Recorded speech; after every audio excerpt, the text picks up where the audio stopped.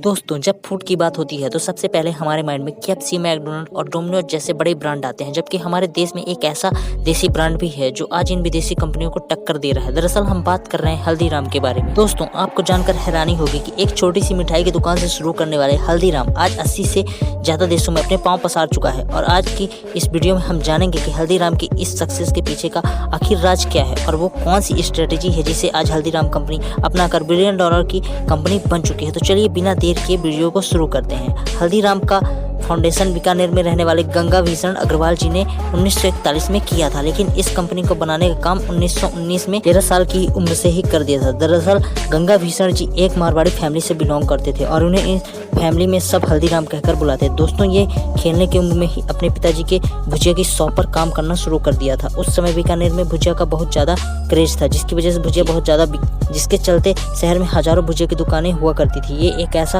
Product था जो हर दुकानदार के पास सेम टेस्ट और सेम क्वालिटी में मिल जाता था। इसका कंपटीशन क्वालिटी और टेस्ट का नहीं था बल्कि प्राइस का था। हल्दीराम जी की बात करें तो वो अपने पिता की दुकान पर सब्जी काटने और साफ सफाई करने के लिए जाया करते थे, लेकिन उनकी दिलचस्पी भुजिया बनाने के मेथड को ही सीखने की थी। दोस्तों, हल्दीराम के पिताजी जिस भुजिया को बेचा करते थे उसकी रेसिपी परिवार की एक बहू ने तैयार की थी। कहते हैं जब उन्होंने भुजिया बनाकर परिवार वालों को खिलाया तो हल्दीराम के पिताजी को यह ख्याल आया कि ये भुजिया मार्केट में चल सकती है और यही सोचकर बाजार में वो भुजिया सेल करना चालू कर दिए।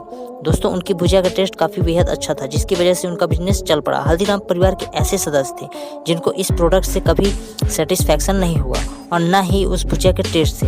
हल्दीराम एक ऐसी भुजिया बनाना चाहते थे जो मार्केट में बिल्कुल सबसे अलग हो और उसका टेस्ट भी सबसे अलग हो। इस गोल को अचीव करने के लिए उन्होंने अपनी कम उम्र में ही इंग्रेडिएंट्स के साथ भुजिया के साथ एक्सपेरिमेंट करना शुरू कर दिया। काफी सारी चीजों को आजमाने के बाद आखिरकार वो ऐसे प्रोडक्ट को बनाने में सफल हो गए जो उस समय मार्केट में किसी के पास नहीं था। दोस्तों, हल्दीराम ने अपने पिता की भुजिया में 3 ऐसे मेजर चेंजेस किए जिनकी वजह से उनकी तकदीर बदल गई। पहला चेंज ये किया कि वो अपनी भुजिया को बेसन की जगह मूंग की दाल से बनाने लगे। ऐसा करने से भुजिया का टेस्ट काफी हद तक ज्यादा बढ़ गया, बल्कि वो पहले से ज्यादा क्रिस्पी भी हो गया। इन शॉर्ट ये ऐसी भुजिया बन गई जो मार्केट के अंदर कहीं नहीं थी।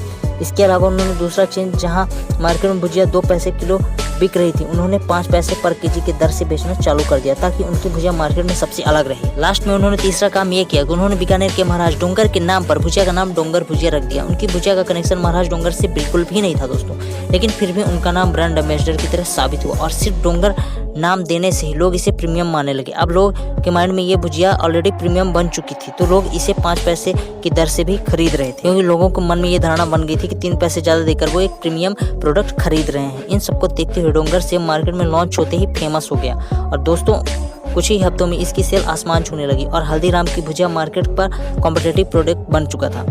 इस तरह हल्दीराम जी ने इस प्रोडक्ट की ऐसी नींव रखी जो दुनिया के उन्हीं के नाम से जाना जाने लगा। हालांकि जो हल्दीराम जी ने किया इस प्रोडक्ट का फाउंडिंग पिलर था, लेकिन इसके बाद इस कंपनी का दूसरा चैप्टर सन 1960 में शिव किशन अग्रवाल जी ने शुरू किया, जो कि कंपनी को इस लेवल पर ले गया जो किसी ने सोचा नहीं था। दरअसल शिव किशन हल्दीराम के पोते और अग्रवाल परिवार की तीसरी पीढ़ी थी, जिन्होंने 60 के अनुसार अपने फैमिली बिजनेस को ज्वाइन किया और इस समय अग्रवाल फैमिली के 3 हिस्सों में बढ़ चुकी थी, जिनका बिजनेस बीकानेर, कोलकाता और नागपुर में था। इसमें कोलकाता और बीकानेर का बिजनेस काफी अच्छा चल रहा था, लेकिन नागपुर में शिव किशन जी को काफी स्ट्रगल करना पड़ा। असल में दोस्तों, नागपुर ही नहीं बल्कि आसपास भुजिया का ज्यादा क्रेज नहीं था। ऐसे में शिव किशन जी ने महाराष्ट्र के फूड प्रोडक्ट की जानने के लिए मार्केट रिसर्च करने का फैसला लिया। उन्होंने नागपुर में पूरे मार्केट को खंगाल डाला। दोस्तों, कई महीने रिसर्च करने के बाद इस मार्केट के अंदर 2 बड़े अपॉर्चुनिटी दिखाई दी कि महाराष्ट्र के लोग उस समय ज़्यादातर स्नैक्स के बारे में ज़्यादा नहीं जानते थे। ऐसे में शिव किशन ने ऐसा किया कि वो मार्केट में नए स्नैक्स लाए। दूसरे कि वो मार्केट में स्वीट के नाम पर बालूशाही, मैसूर और गुजराती पेड़ा और लड्डू के साथ कुछ गिनी चुनी मिठाइयाँ ही बेची जाती थी। ऐसे में उन्होंने मार्केट में कई सारी मिठाइयों को लाने का फैसला किया और यही सब सोचकर वे अपनी फेवरेट मिठाई काजू कतली को मार्केट में लॉन्च कर दिया, क्योंकि महाराष्ट्र के लोगों के लिए काजू कतली एक नई चीज़ थी। इसलिए शिव किशन जी ने सभी को फ्री सैंपल देना शुरू कर दिया। उनकी शॉप पर जो भी कस्टमर आता था वो उसको फ्री सैंपल दिया करते थे। इसी के चलते कुछ ही दिनों में काजू कतली नागपुर में फेमस हो गई। इन सब कोशिशों की वजह से हल्दीराम का प्रोडक्ट का प्रॉफिट 3 साल में 400% से ज्यादा बढ़ गया। दोस्तों, इस बात को कोई शक नहीं था कि हल्दीराम को इस मुकाम में ले जाने के लिए शिव किशन जी का योगदान अहम रहा, लेकिन जो व्यक्ति हल्दीराम को ऊंचाई तक ले गया वो कोई और ही था।